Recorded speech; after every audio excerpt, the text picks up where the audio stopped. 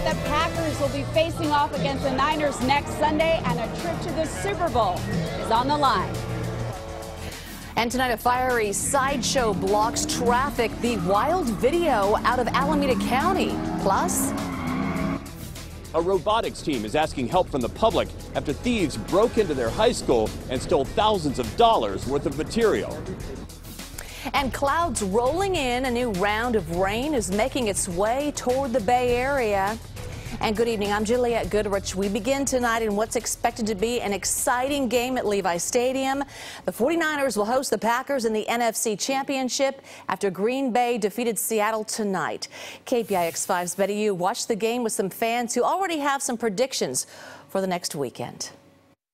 49ers fans are saying bring on the Packers in next Sunday's NFC Championship game on their home turf. 7 years ago, we were here, and I'm reliving it again. And it feels like it's been a long time coming. Tonight, the faithful packed Kezar Pub in San Francisco. Seahawks and Packers fans watched with intensity.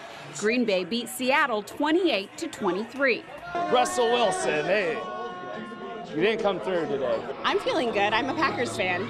I'm feeling terrible. I'm a Seahawks fan. Many 49ers fans were relieved to see the Packers win. The last time the two teams met at Levi Stadium, the Packers took a 37-8 beating from the Niners. This time, a trip to the Super Bowl will be on the line.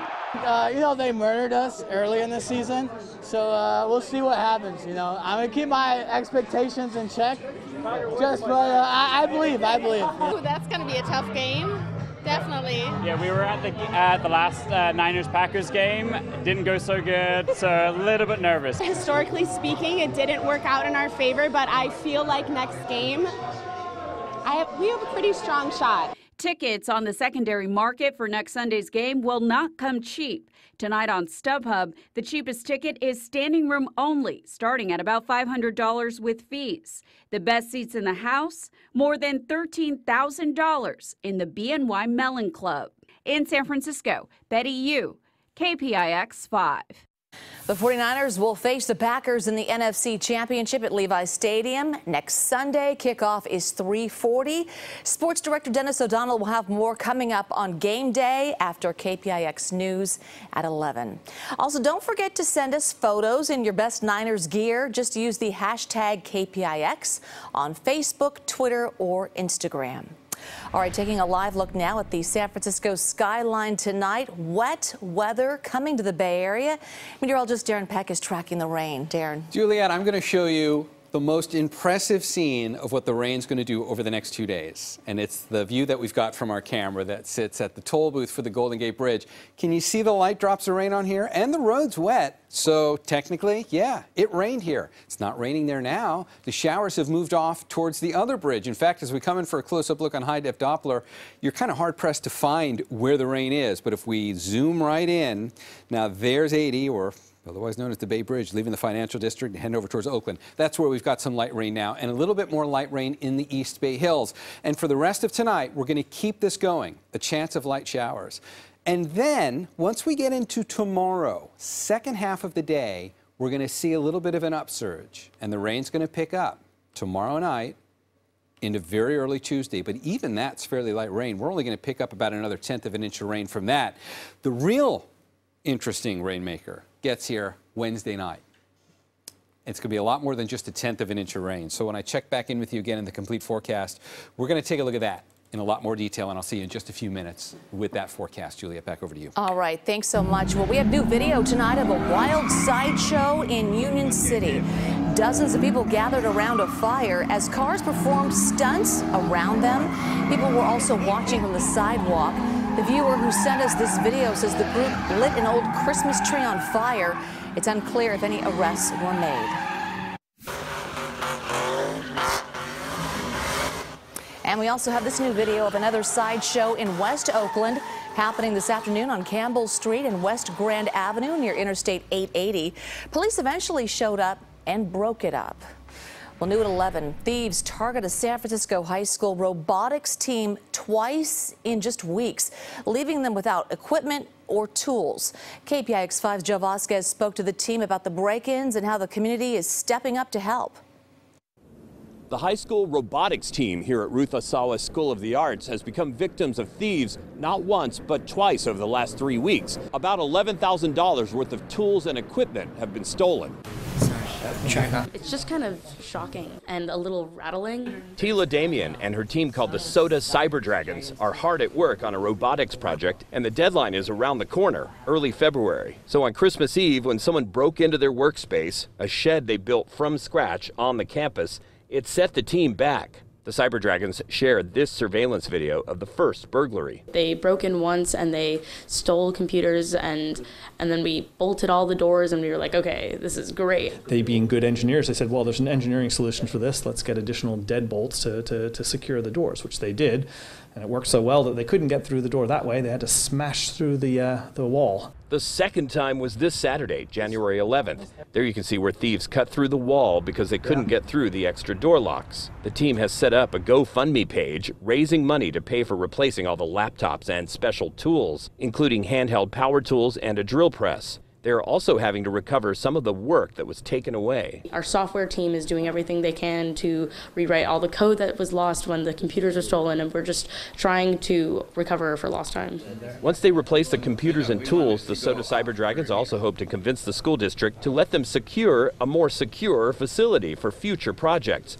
A lot of the cash has already been raised, which the students and their parents say is a significant silver lining. And one of the biggest silver linings is the rallying of the community. You know, students in other robotics teams, alumni, colleagues of parents, they've all stepped up. That makes the kids feel good, and then they realize that they're not alone and that they need that morale. In San Francisco, Joe Vasquez, KPIX 5.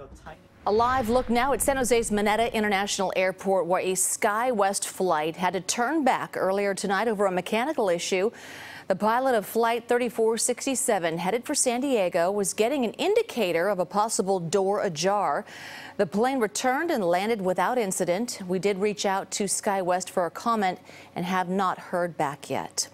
There are new clues being released tonight in the shooting deaths of 2 young boys in Union City last year. Police now say they're looking for a silver sedan similar to a mid to late 2000 S model Toyota Camry or Corolla. A neighbor's security camera captured flashes of gunfire early November 23rd outside Searle Elementary, where an 11- and 14-year-old boy were killed sitting alone in a van at 1:30 in the morning. Neither of the boys attended the school, though one was enrolled in the district. Investigators hope the information on the car might produce new leads in the case. And tonight, Placerville police are calling the death of a missing 11-year-old boy suspicious. Roman Lopez was last seen at his home yesterday morning. Hours later, police announced he'd been found dead. During a news conference today, police released few details and took no questions. But investigators were seen at the family's home, where neighbors say the family had only recently moved in. Well, now to the latest on Iran. Tonight, the country's supreme leader is blaming the U.S. for a, quote, corruptive presence. Tensions flared in Tehran tonight as anti-government demonstrators protested the regime's stunning admission that it mistakenly shot down a Ukrainian jetliner, killing all 176 people on board. On Face the Nation, Defense Secretary Mark Esper insisted the U.S. is safer since taking out Iran's top general. I can reveal that I believe it would have been 4 embassies. I didn't see one with regard to 4 embassies. What I'm saying is I share the president's view that probably my expectation was they were going to go after our embassies. As Congress demands for more justification of the Iran strike, House Speaker Nancy Pelosi signaled she's ready to move articles of impeachment, warning senators they could pay a price if they don't hold a fair trial. Meanwhile, Secretary of State Mike Pompeo will be in California this week. He will be meeting with tech companies and foreign counterparts from Japan and South Korea. His Bay Area agenda includes a pair of appearances tomorrow. First, he'll deliver remarks to students at Stanford, and then he'll speak at the Commonwealth Club in San Francisco. And we will have full coverage of both events on KPIX 5, KPIX.com, and streaming on CBSN.